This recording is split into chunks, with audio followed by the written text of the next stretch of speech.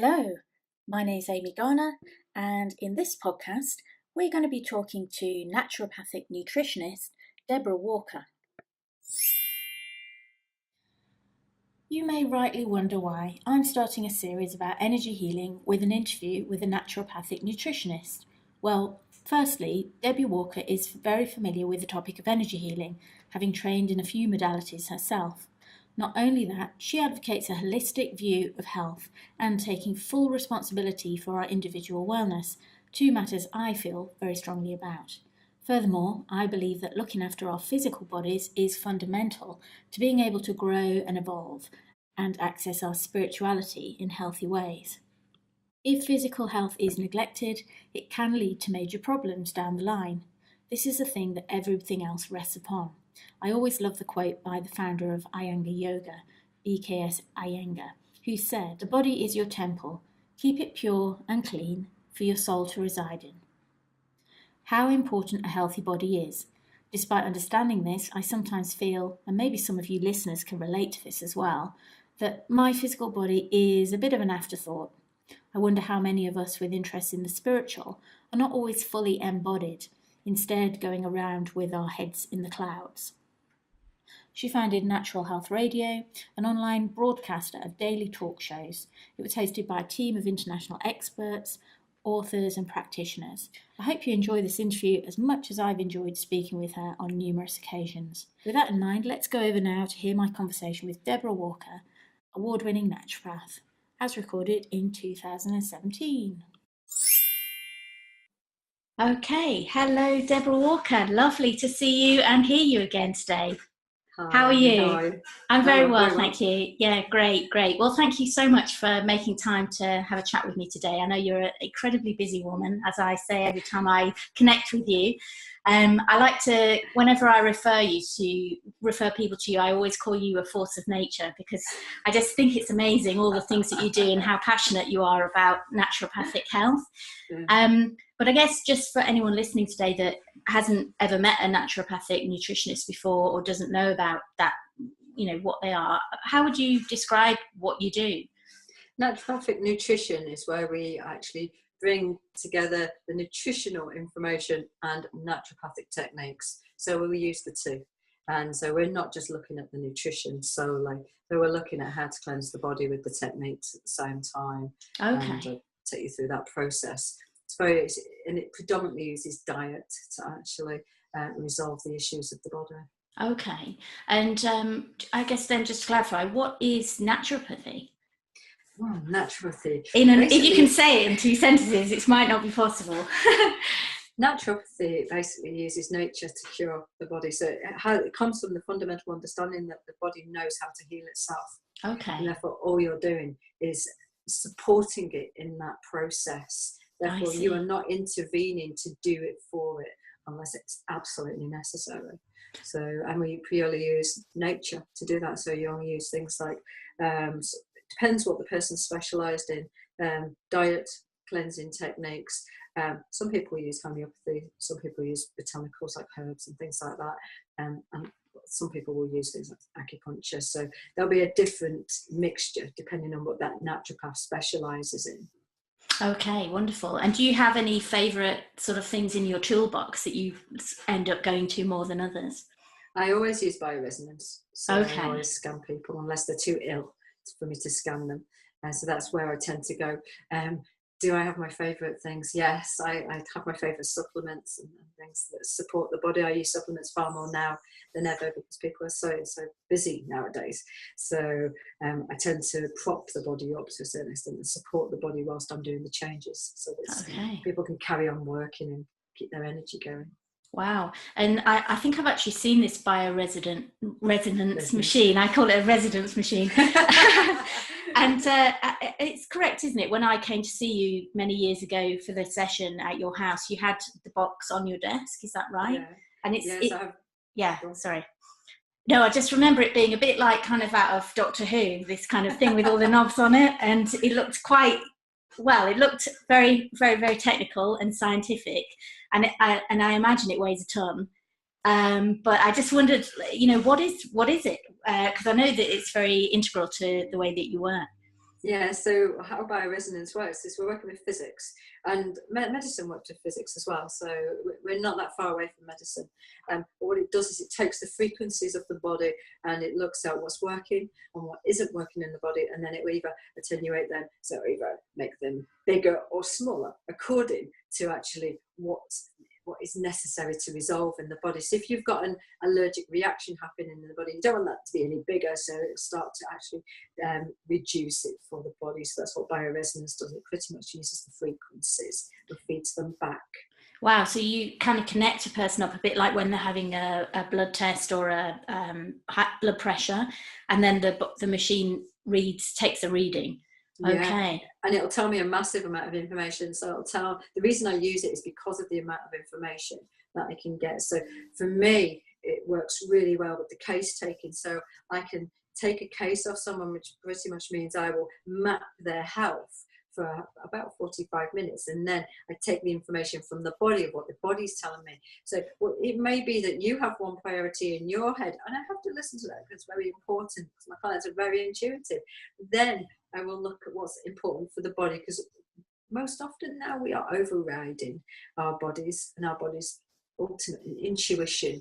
And what this machine does is it allows me to actually see what else might be going on there. So, you know, men in particular are pretty stoic in regards to what might be going on.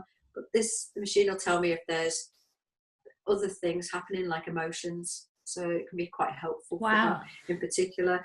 But I can see everything from what's going on in regards to gut health, digestive health, which is obviously where I tend to focus. And then I'll look at the nutritional deficiencies that are a priority at that particular point. And also identify for me which particular brands of supplements may be helpful.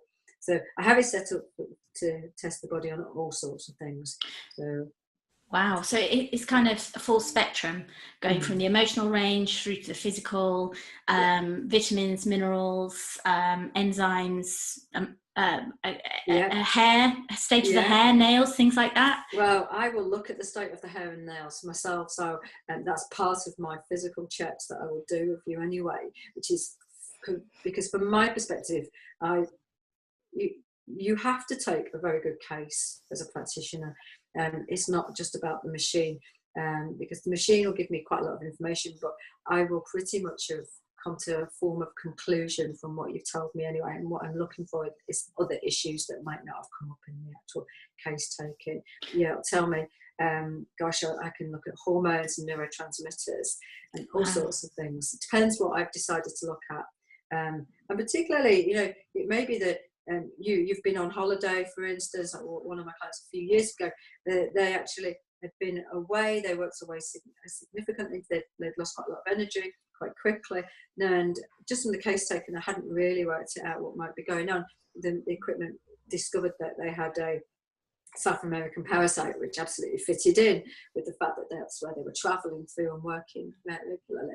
Now, I would not have actually thought it was a parasite until I'd done like a stool test and things like that. Wow, that's amazing. So you're able to get incredibly specific on quite obscure causes then that wouldn't normally come to mind. Yeah, and I've had clients who've shown up with things like significant bloating, and although you'd initially think that actually it was food related or something like that, they'd introduced Yankee candles into their life, and they'd been at home for 6 months because they'd been off sick, and they'd been burning the candles next to them the whole time. And it was actually there was something in the Yankee candles that was not working very well for them in the body. And we only discovered that from the machine. I would not have known that. It was only that I saw inhalants on the equipment, and I asked what were those inhalants, and we started to pin it down to something being in the environment, and we pulled the candles out, and that individual lost about 2 stone. Wow. This was all water weight from it. Yeah, it was really fascinating. The body is amazing, and often it's just about getting to the underlying issue. And sometimes those issues are environmental, sometimes they're food related, but often they're emotional, and you know, which has driven everything. So it's like you're kind of the detective, you're the Sherlock, and the bioresonance machine is Dr. Watkins, and together you kind of get to the bottom of the problem. But it's incredible. It's incredible. I mean, it sounds very sci-fi actually, not just scientific. It's amazing, you know, what you can actually do. And medicine does use physics in some of their equipment. So effectively, it's no different. It's just a different way of looking at the body. Yes. And we're used to taking blood tests, but ultimately, you're absolutely right. I am an investigator. That is absolutely how I see myself. And my client base mostly come to me because they've been through the doctors, they've been through other practitioners who are very individually focused. They might be a homeopath, they might have just been a nutritionist, or they might have just been a herbalist or an acupuncturist. And what I do is I tend to pull together quite a lot of information and a lot of training. I've been through a huge amount of training over the last 16 years. And although I don't apply it all, what it has given me is a very good knowledge in regards to what I would like you to do and where I feel you should be focusing your treatment on. And if that's not with someone like me, I will indicate who I feel that should be with. And whether that's energetic medicine, whether that's counselling, whether that's acupuncture, that sort of thing. So wow. And do you find that you attract a certain type of client, for example, someone that's quite open to holistic practices anyway, or are people literally coming because it's their last resort and they're like, the doctor can't help me, I don't know what you do, but here I am, kind of thing? Then I do get some practitioners who are very holistically focused. And I saw someone today who is incredibly holistically focused and had been working with shamans and things, and that was really fascinating, because of course I have to go into a completely different way of working with them to someone who's come and is eating chips and who has just got really bad bloating and is constipated and doesn't realise that not going to the toilet for 3 weeks is effectively not good for their health. And about 60% of the work comes because someone's told them that, oh, I wasn't moving my bowels, go to Deborah and she'll help you move your bowels. But in effect, 95% of my work is through referrals. It's Wonderful. not through the website or anything like that. It's because somebody's told somebody because they've got an issue, and I get a phone call asking, can I help?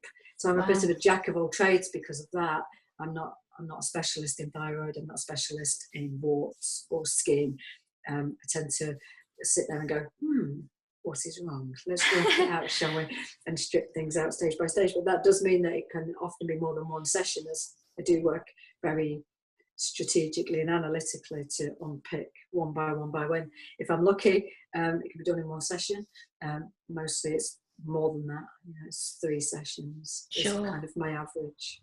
I think you were saying when we've talked once before how it's an interesting business model because there's a lot of churn, because you don't want your patients to continue to come back and see you. You want to get them out the door right as quickly as possible. Yeah, you're absolutely right. I laugh when I do training with them. With practitioners, because I have to say it's not a great business model. Ultimately, you are going to lose your clients, and that's the whole aim of it.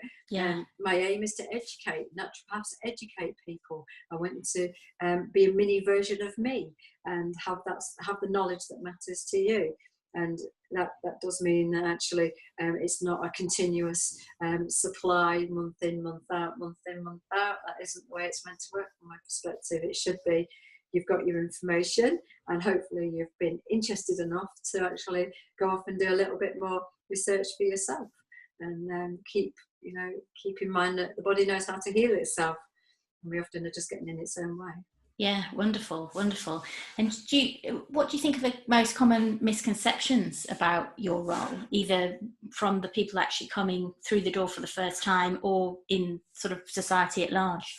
I think society at large is clear that they feel that we're not scientific, and I have been introduced in talks as the quack in the room and things like that. So, which is great. I used to work in an environment which was, I used to have to stand up and speak to people who weren't particularly positive towards me. So that isn't an issue, because actually there's a lot of science behind what we do now, in particular the nutrition.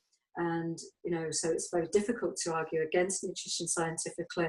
In regards to herbs, there's a significant amount of herbs used in medications, and essential oils are the same. The botanicals that I do have significant amounts of research behind them, and so there's a lot there. And in regards to homeopathy, well, I think there's 2 key scientists that have done some amazing work, accidentally almost supporting the aims of homeopathy. And I think as science moves forward, I think it will be found that Hahnemann was right, and in the way it was working. Excellent. This is everything. Excellent. No, it's fascinating. Have you ever thought of offering training yourself, even if it's just in the terms of, for maybe healers who want to learn more about the sort of nutritional basics, but who maybe aren't ready to do like a big long course? Gosh, I don't know. No, I hadn't. Because I'm just thinking as you're talking, wow, I can't think of anyone who'd be more qualified to teach, So, yeah. But yeah, maybe that's one for the future. Just drop that seed in. Yeah, maybe next time we talk, you'll be, thinking, offering something. Promoting classes. Yeah. So I guess just going back to what you said so far, then what 3 simple steps? Well, actually, before we ask this question, because I'm looking at my notes here and I don't want to just go reading down the questions, but what are the most common problems that people come to see you with? Right, so the most common problems are, the first one is constipation. Okay. Pretty much about 60% of my client base, I've got digestive issues, so I can pretty much be working on constipation most of my day. The doctors feel that people going for up to a week is fine without moving their bowels. That just isn't the case from my perspective. Wow. I refer to it like the army. You should be counting your meals in and counting them out again. On a daily basis, or more frequently, yes. More frequently. Okay. Count them in, count them out. Right. And, so from my perspective, we should be taking a meal in, and 20 minutes later, a meal should be moving out from the day before. Oh, that's interesting. Right. So, and that's the most common problem I deal with. And it differs depending on which area I'm working in as well. So over in Ireland in particular, constipation is high. The next thing would be digestive issues and bloating, and that kind of comes hand in hand with the constipation and the fact that the bowel's not moving properly. So most people are suffering from some form of bloating. And then there's probably the third one is stress and thyroid. Stress, stroke, thyroid is where I kind of, a lot of my time is spent trying to bring people back into balance. That's what we're looking at here, balance. Rather than pulling the body apart, as medicine has done in a very reductionist way, and as we now do in society. And there's a lot of stuff on the internet that's coming out. So, about work on your thyroid, or work on your bowel, you've got leaky gut, or you've got this happening or that happening, and it's associated with one part of the body. Actually, the body works as a whole, and it's influenced by internal and external stresses and influences, and we need to work out what those are that are actually bringing the body out of balance, because those things are just indicators. You imagine the body's like a dashboard. It's basically the lights are coming on, and often we are ignoring those lights over and over and over again until the body keels over and all the lights are on, and the ignition is, the car's almost on its side and keeled over. Yes. And so from my perspective, the reductionist view of the body is not helpful, because we're forgetting that wider picture, which is that we need to listen and get back in touch with our intuition. Those are my common problems pretty much that come through the actual clinic. Wow. And are the bloating and the gut issues linked? I mean, are they kind of one and the same? So often people come with both issues at the same time. Yeah. Okay. And most people don't realise, because their doctors told them that actually it's fine. They'll say, oh, I'm regular, I'm fine, I'm moving it every other day or every 3 days. And I'm like, no, that's my first port of call. I need to get that bowel moving. Yeah. Because if you imagine it's like a plug in the body. And if that isn't moving, then you are reabsorbing your waste ultimately. That is the bottom line here. You're reabsorbing your waste and you are damaging the membrane wall. And then if you imagine that it's a plug in a sink and you're putting more and more things in there, you're effectively swimming in that water all of the time. And therefore things just sit on top, and this is where the bloating happens. So the bloating is because the food's not even moving through quickly, or the person's become hypersensitive because the bowel's out of balance in some way. So it's, so those things are definitely linked. As is stress, as is the thyroid. And you cannot see them all individually. From my perspective, it has to be that you see everything collectively in the body. I am looking at, how are you presenting? Which dashboard lights are on? Those are the symptoms. Now let's get to the bottom of why. So why is the issue? Lifting up the bonnet of the car and getting on there. And if one part's not working, it affects the safety of the whole of the car. Yeah. Yeah. And then look at, and you have to look at why is that happening? Because the person can have health on a plate.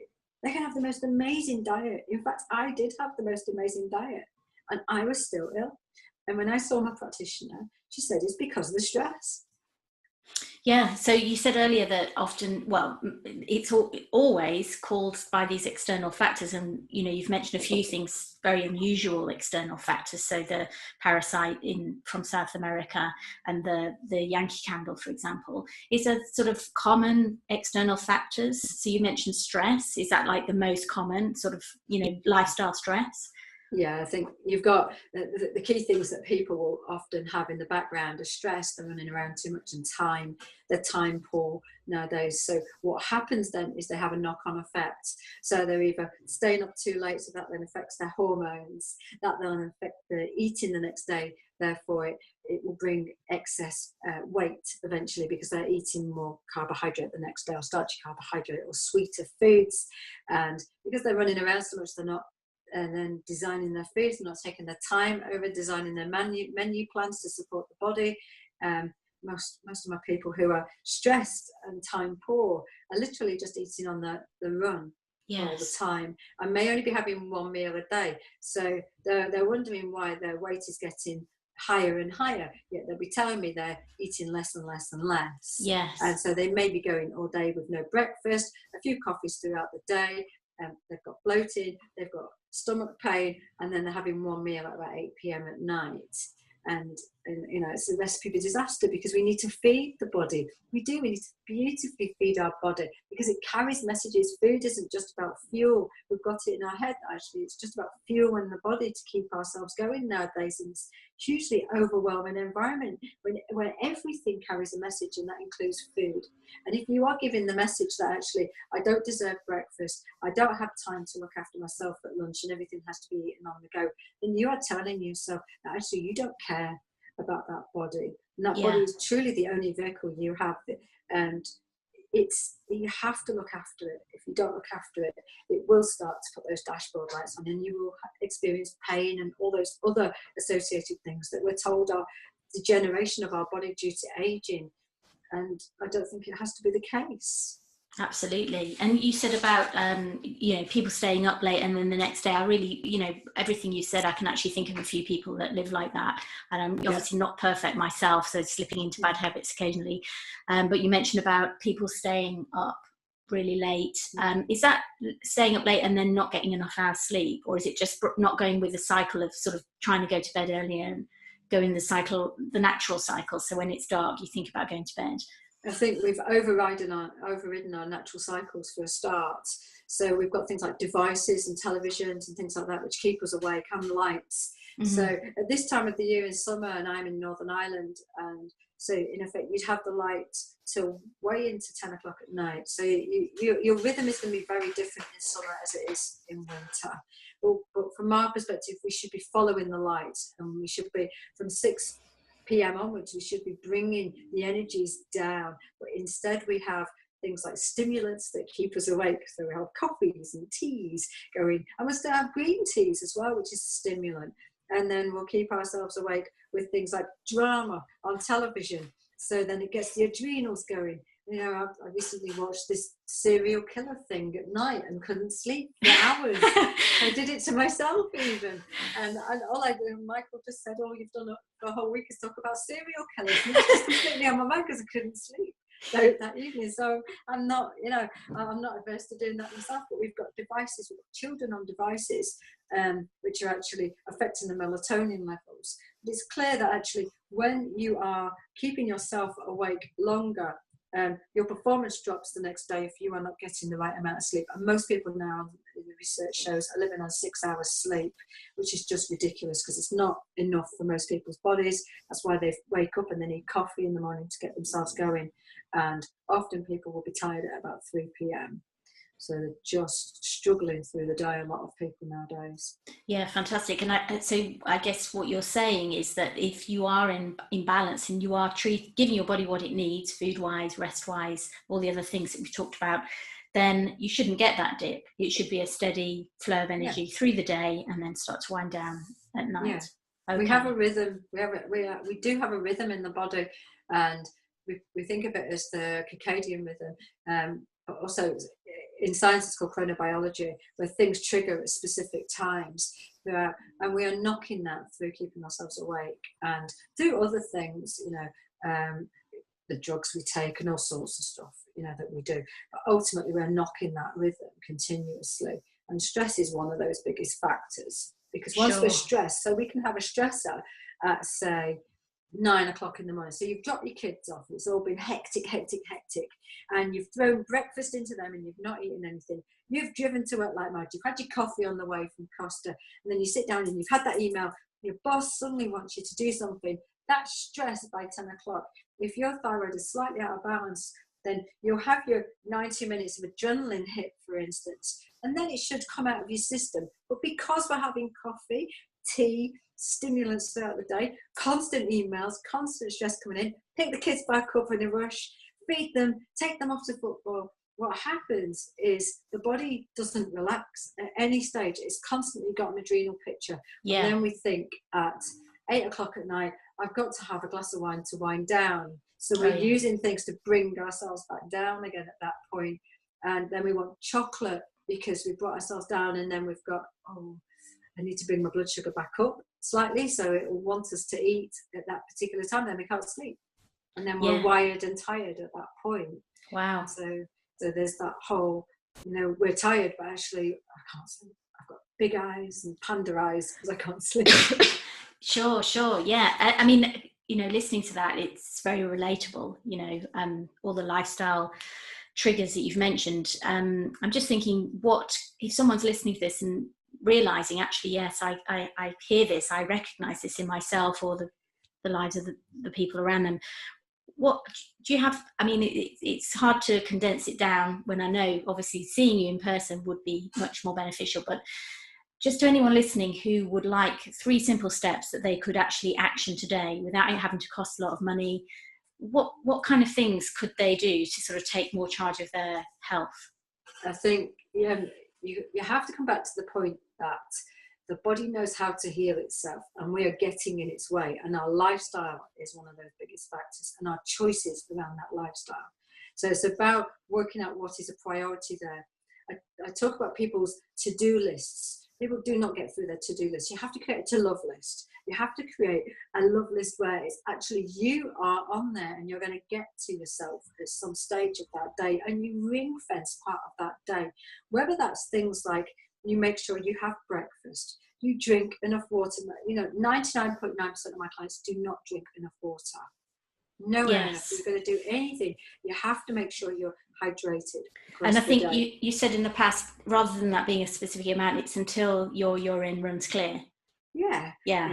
And mostly, and it's good for people. People need measurements, things like the Fitbit and everything. They're great for measurements because people are not in touch with themselves as they would have been at one stage because of all the outside influences, the constant stuff coming in. And therefore, if you do need a way of measuring that, have a way of measuring that way. You click and say, yes, I've had another glass of water. Yes, I've had my 500 millilitres this morning. The water is absolutely key because from my perspective, simple things create big change for the majority of my clients. Yes. And therefore, it doesn't have to be complicated. The original naturopaths, they didn't have all the supplements. They only had food and they only had herbs to use. And that's what they would have used. And they would have fasted you. They would have had you relax and rest and things like that. And that's what the original doctors would have done. They would have pretty much shown just a level of compassion, talked to you, wiped your sweaty brow, and then gone. They wouldn't have actually done a huge amount with medications. So the body knows what it needs to do. In regards to simple changes, you have to drink more water. And reducing things like coffee and stimulants has to be done. If you can't live without coffee and stimulants, then you need to look at putting supplementation in to actually boost your energy and look at your nutrients. You have to get enough sleep. Have to go to bed at about 10:30 at night. Most people think, oh my God, I've only just put the kids away to bed. At that point, do I not get any time for myself? I promise you, when you have enough sleep, you will start to feel so much better about things. And the other thing is plan. You have to plan and make yourself and your food a priority. Yes. And you have to create time for planning. Most Yes. people don't. So would that be, as well as sort of structuring your day and your week and your month and making sure that the important things are in there generally, also kind of this, it's a bit of an overused word at the moment, but I totally understand why it is on people's lips, self-care. So it's prioritizing that soak in the bath or that walk in nature or whatever. Okay. And you're right. We've gone through the whole yoga and the mindfulness and self-care, and I'm pleased it's made itself into our common knowledge now, because actually absolutely. it has to be. And women have and are still shown to be doing in research 70% of the housework, and they're the ones who tend to run out of their jobs to go and get the children if they're ill. They tend to give up the day if the children are ill and things like this. So it's still very unequal in regards to what happens in our society with men and women, and we're particularly when they're in family settings. And it's still shown in research that there's huge inequality there, and that means that the woman is often overworked, and often they're doing more because that's their nature as well. So they're not only overworked, they take on even more. Yes. So self-care becomes the last thing on their list, and therefore what I find is that when somebody decides to add yoga or meditation, mindfulness and things like this, I'm very mindful of, have they already got an over full schedule? So it just feels like another thing on the to-do list. Yes. Yeah. And then they feel bad when they miss, I didn't do my 10 minutes meditation this morning. I'm totally rubbish. Yeah. And there's huge guilt. I'm in a society in Northern Ireland where I find there's a lot of guilt in particular. And so a lot of my clients feel very, very guilty in general anyway. And so it can be quite endemic in a culture, in a cultural way. And it can be endemic within your family. So your family may make you feel guilty. Your mother may make you feel guilty for not actually turning up every single evening at 5 p.m. to make sure she's got her dinner and things like this. So we have to be able to step back and actually think, right, what's important? What is a priority for me? Because mostly, if you imagine your energy is like a purse, and I always think about it with children, so please don't get upset, everybody, but everyone knows who's got children. Pretty much you're just handing out your money from your purse all the time. And that's what your energy's like. But it's just kids, they've always got their hands out, they always want sweets, they always want this, they always want that, and and it's a bit like a hamster on a wheel. So and that's pretty much the same with energy. You will just be passing out your energy if you do not start to think, actually, I do not get this back. Yes. And so there's a stress of the to-do list, there's the general overwhelm, and actually quite after chronic stress, sort of this exhaustion, and then the sleep factors and the lack of hydration. That those are things that all can actually be managed when people, or should be managed with attention focused on those areas. Because when people say to me, it's expensive coming to see someone like you with all the supplements and the session, I actually remind them that the majority of things, if they just did them properly, cost them nothing. Yeah. And all I often do is I hold a mirror up about your lifestyle, which is all my naturopath did with me. She literally just held a mirror up. I would go in to see Jean. This is like such a famous story that comes off my lips all the time. Poor Jean, my naturopath. And I probably wouldn't be here without her. I would get a promotion. I would walk through her door and I'd go, Jean.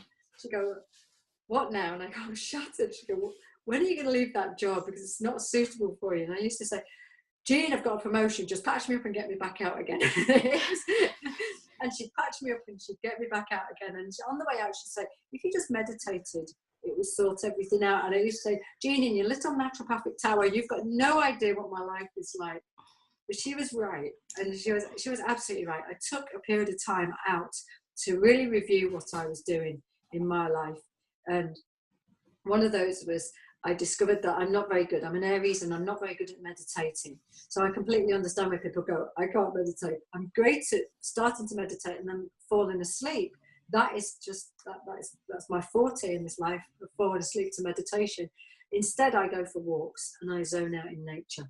and I can walk for hours in nature. And I discovered that that's what I could do. So that's actually an active meditation. It's still a meditation. It's just not sitting in the lotus position, ombing, you know. On the top of the mountain. I can really relate to the meditation thing as well, because obviously I've done it in my work for many years as part of actually having to prepare for seeing people, but also been interested in it. I think I got interested in Buddhism when I was about 18, so I was introduced to different forms of meditation from quite an early age, but never managed to really have a consistent practice.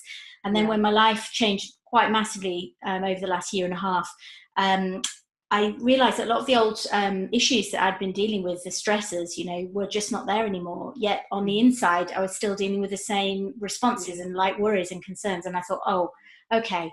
So it's something within me that now I have to really change. So I committed to doing this 20 minutes meditation from January this year every day. And I was just saying at the weekend how amazing it has been, because surreptitiously it's crept up on me that actually I must have grown some new neurons, because I just do not worry about things the way that I used to. And if something affects me, I bounce back from it really quick. And it's just like the old worry neurons have been made redundant. I'm sure I've got a lot more work to go, but it's so encouraging. So I can completely relate. Sorry, I'm interjecting with enthusiasm for meditation. I agree. And it was one of the biggest things I ended up learning. And it has been my biggest learning to stop. I am a workaholic. As you say, I'm busy. My partner will just tell you I'm a workaholic, in all honesty. You know, if I'm not working with clients, I'm pretty much reading something around herbalism or naturopathy or some latest research. So I never really stop. But for me, I put myself in positions where I have to stop. And I also learned to do brain entrainment, which was just amazing for me, and heart math. So that meant that I have to put myself in a position of listening to something. So brain entrainment, and then I'll get in the bath, and then I cannot do anything else in the bath. So that's that. So I put my essential oils on, and I zone out for an hour, and then I come back with an hour. Great. And you know, and then I walk in nature, and I am on the edge of farmland here, so that makes it really easy here. Yeah. Excellent. You were saying earlier how, you know, you have to hold this mirror up for your clients, and I was just wondering, do you find that people they become defensive because they're kind of forced to look at stuff they may have wanted to avoid looking at, or do you find that by the time they reach you, actually they're really receptive because they just want to know the answers? Yeah, that's all about gauging where the client is, of course. So effectively, most clients know intuitively and will tell me. So all I'm doing is reflecting their own language back at that particular point. So if they come and they'll say, I know it's because of such and such a thing that's been happening for years, then all I'm doing is reflecting that point. And all I'm then asking is, you know, what's the best support for you at this particular point? And if they've found me, then they obviously, some people want to control their food. So they'll have the issue going on, but actually they feel that the food, so they've got a weight issue, they've got a health issue, but the point is it's the root cause is this stressor in particular, and so part of my role is to support their need to control what they with the food and help them with that side of it. But part of my role is also to identify that isn't that is a symptom. It's a light that's come on. It's not the underlying cause. The underlying cause is this other key issue. And for me to enable them to see, and then I will suggest other routes that may be better for them rather than myself to go and see, you know, a different type of therapy to help them kind of unearth that in more detail. Okay. So. Brilliant. So that basically, you know, they're ready for change. They just really need the support and signposting to make the changes. Yeah, and often people will have weight issues. You know, I ran a weight loss class for a while when I first came over to Northern Ireland, and what I really learned from that was, in fact, over the whole time I've been working, is that if I stand in a group of people and they've come about weight loss, I'll show them the healthy food and I'll show them the junk food, and I'll say, so which one's the healthy side? And they'll go this side, and then I say, which side's the junk food side? They say this side. So I was like, why have you come to speak to a nutritionist then if you know that? You don't need that. Yeah, basically it's the psychology behind eating. and it's the psychology of what's driving those people to want that food, and that'll either be blood sugar related, stress related, or there's something happened, so they're comfort eating for a specific reason. But some comfort eating, for instance, I had one client and they were comfort eating many packets of potato crisps. And once we discovered that they were highly sensitive to MSG and we took them off those types of crisps, they could easily eat one packet of crisps and that resolved it. Excellent. And so they weren't comfort eating at that point. Sure, because I think, you know, I think it could be, I don't know, maybe doing people a disservice. I'm sure you agree to just say, oh, everything's within that person's control, because from what I think anyway, and maybe you agree, maybe you don't agree in your expertise, that there is this addictive quality. And, you know, I've been learning a little bit about the gut, and that, you know, the things that live in the gut that become addicted to what you're eating. And, you know, it's like the second mind, isn't it, the gut? It's your second brain. So you think, oh, I'm not going to have that stuff again, but your gut's going, eat it now, I need it, you know. And it's clearly very powerful. So, you know, unless you become aware of the power of the gut and how it needs to be healthy, then it can, I imagine, be incredibly hard to wean yourself off these substances. Yeah, and don't forget that, you know, companies have spent hundreds of thousands of pounds designing a product so that you eat too much of it. Yeah, you know, because they've pretty much got to capacity, a lot of companies, in regards to you buy in 2 packets of biscuits a week, so they have to find ways of you eating more of them. So they'll change the design of them, they'll change the flavour of them. So, but what they're trying to do is make them more addictive to the body. Yeah. And of course, lots of food now has got things like the MSG in it, sugars, additives in particular, and fats in it, and those things are fast fuels for the body. And ultimately, that's what the body will always look for first, particularly if it's stressed and particularly if it's tired. It will go looking for faster fuels to actually keep itself going.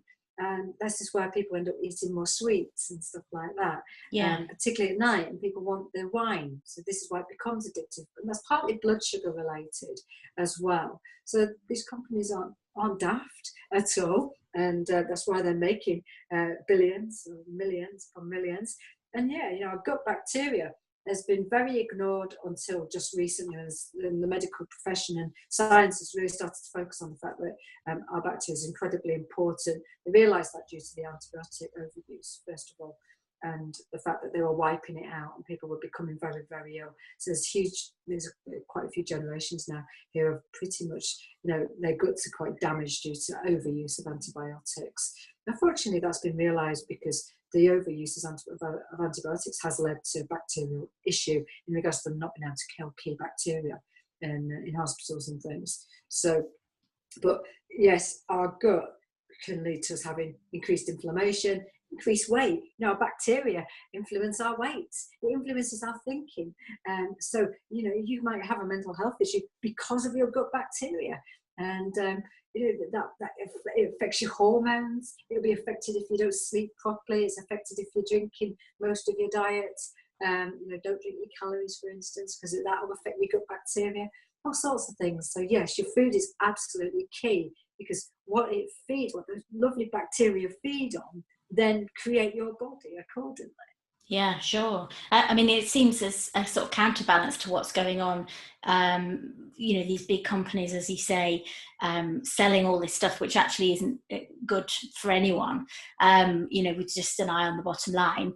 As a counterbalance to that at the moment, maybe with the internet and streaming services that we have now, there does seem to be, I don't know if you agree, a sort of rise in excellent documentaries about health. Yeah. So if people really want to, they have access to that information. I don't know whether you watch any of this stuff online, sort of Netflix or anything like that, but if you have, are there any films in particular that you would recommend people to watch? I put you on the spot there. Sorry about that. I watch very little on television, if I'm sure. absolutely honest. Sure. My life is all about books and reading, because I find that stimulation not helpful for me. Sure. And so that's not the route I tend to take with the documentaries. But I think also maybe with the documentaries, the reason I feel so impressed by them is actually that they're condensing all the information that you're kind of holding and doing in your 16 years of training. You know, you've absorbed it all and you're putting it out to people. They've kind of condensed that into kind of a layperson's guide. So maybe that's why it's more digestible for me.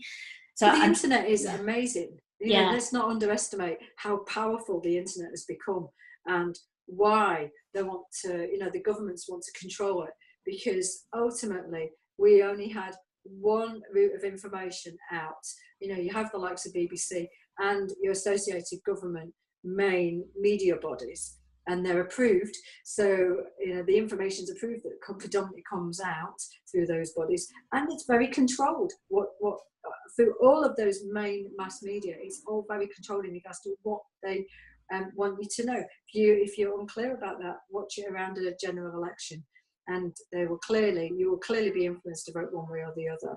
The internet has come along, and it's this brash kid that's come in and gone, look, there's loads of other stuff out there, and the parent, which is like the BBC and the old media, is going, ooh, no, you need to behave yourself. And this brash kid's running around going, look, I could paint the wall with this, we could paint the wall with that, we can do this, we can do that. And then, you know, it's like a kid in a sweet shop, this brash kid. And in effect, the main media, the parent, is saying, well, you know, get out of the sweet shop, get out, go on. Yes, and yes. No, you can't have all that. You can't know about all that. But what it's done, the internet, is it's widened up the information. It's given you, what do you want to know about? You know, and research, when people tell me they're researching now, I laugh. Because when I used to have to go and research years ago, when I was at Polytechnic, as they were back then, we had to go all the way into London to go to the British Library or the Design Museum. So we'd have to physically get on a train or a coach and go there. Or you'd go to the Manchester Library, the beautiful circular Manchester Library. Nowadays, you know, if I want to know anything, I'll either go to my favourite authors and I'll buy their book, or basically I am on the internet. Yeah, you know? sure. And you know, if you're not sure about something, I sound like the font of all knowledge, but often it's because I've just gone on to some form of database that, you know, even as naturopaths, we have our forums, and we're often putting information out there so that we actually know the latest information. So yeah, no, that's brilliant. It is amazing, and I think that, you know, as amazing as it is, it can also sometimes, if the information isn't properly curated and you don't trust, you know, you're not sure who to trust, who to listen to, it can feel really overwhelming. Yeah. So that's why it is really good to actually know there is a real live person who has studied this thing for years, very critically, you know, attacked this subject quite robustly and rejected lots of things, saving you lots of time. And you can actually go and see someone like yourself to cut through all of that information overload and tell you, you know, what's important. And you're right, because I have a lot of clients now who are hugely well educated. You know, they've got high intellect around health and knowledge, and that is because of the internet. And where my role comes in is to bring it back to actually my main focus, which is the body knows how to heal itself. And yeah, because the information is overwhelming, it's meaning that people are taking lots of supplements, lots of different dietary approaches, and mine is just to cut through them all and bring you back to actually that philosophy that I have always run with and predominantly works with most people.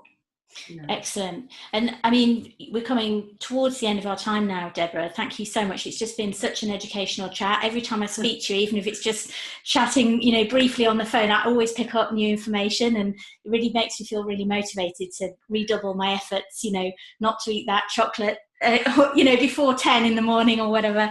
So no, really, really good. So obviously people can go to your website if they want to book an appointment, and you've got this, you're a seasoned podcaster yourself, aren't you? You've got Natural Health Radio, is that right? Yep, so we have Natural Health Radio, where we have lots of hosts. We have people coming and going to practitioners all the time, putting information out. And, excellent. So that's what we do. What can people find on there? Is it mainly naturopathy or anything related to natural health and food and healing? Yeah, so I have different presenters doing different things on there, and it's their interest. So Justin puts out more conspiracy side of things, and like fluoride and things like that. He gets really good listenership. He's got a fantastic Belfast accent for you to listen to. Christina Line does all about essential oils. So if you want to understand that side of things, Sarah Turner does all of the flower essences and is very calm. So if you want a calm hour, then Sarah's the person to actually hook into. And then Richard talks about all sorts of things. He's not a practitioner, he's a layperson, so he talks about everything from a layperson's point of view. So that's also really interesting. There's lots of old stuff on there. My stuff's really varied in regards to who I interview. It's mostly my interest levels. Wow, fantastic. So this is a way that people can kind of dip into this subject in and out, have it on in the background while they're, doing the washing or driving the car or whatever, and, learn a bit more, expansively about this area. Yeah, absolutely. Yeah. Fantastic. So I just wanted to leave you with, I guess, a question for yourself. If you could give one message to people about their health, what would it be? Take responsibility for it. Don't give it away. Your body knows how to heal itself, and actually you can heal it. You don't need the interventions that we've got happening now. You just need to take responsibility for what you're doing, and most of it is about lifestyle, and then it's led by diet. Excellent. I've got like 3 more questions now suddenly just popped up, but I will start to wrap it. I guess I'm just thinking of, in terms of like one last question that popped into my mind, and sorry listeners for jumping about a bit, but it just came in and I have to ask it before she goes. In terms of the naturopathic nutritionist industry, what are the main challenges of that mode of health at the moment? What in terms of like educating people, working against people's misconceptions, earning people's trust, because it is still quite an unusual, when you compare it to traditional medicine. Every town's got numerous doctors, and you maybe be lucky to have one naturopathic nutritionist. So I'm just wondering, what does the industry or practitioners who are working in this way, which is incredibly valuable, what are the challenges that they need to overcome to reach more people and to win their trust and to kind of be able to demonstrate that actually this really works? I think more practitioners need to get out and speak, in all honesty, about what we do and how we do it, and not be fearful. The industry has made it very fearful in regards to, we're not allowed to say this due to health claims, and we're not allowed to say that. We're still allowed to say a huge amount about actually that the body can heal itself, and we can position that. It's about not being fearful and speaking and enabling bigger and bigger groups of people to understand that they don't need medications as an initial starting point. Now, don't get me wrong, I'm not saying medicine is wrong. I'm saying that there's a place for everything, and really we should be taking responsibility first, because the majority of health is caused by our lifestyle and diet. And if we can get more people out there speaking about that aspect of things and helping them to understand that they can take control of this and take their body a long, long way before they even need to see a practitioner, then that's what we need to do in the industry, from my perspective. And get out there more. Too many practitioners are sat in their room hoping that work will show up, and sadly most people are ill in our society. So there's a lot of work out there. Yeah, absolutely. Great. Well, thank you. That's really wonderful. And I guess people can learn about where you're speaking on your website. Yeah. I go through phases of speaking because I have to travel to do it. So I tend to do a lot of it in one go and then stop. Okay. Great. And just for everybody, your website is... Okay, so if you Google Deborah Walker Naturopath, you will pretty much find me, and that's the easiest way of finding me. And then www.passporttochange.co.uk, and that's the TO, not the number 2. So that's how you find me. But just literally Google Deborah Walker. And you'll come up all over the internet. Brilliant. Indeed. Fantastic. Well, thank you so much, Deborah. It's been really brilliant and fascinating talking to you, as always, and very inspiring. And, Thank you. It's great to know that there's people like you out there caring so much about, doing things in the right way and really helping people. So thanks. Thank you. It's been Great. my pleasure. Lovely. Bye.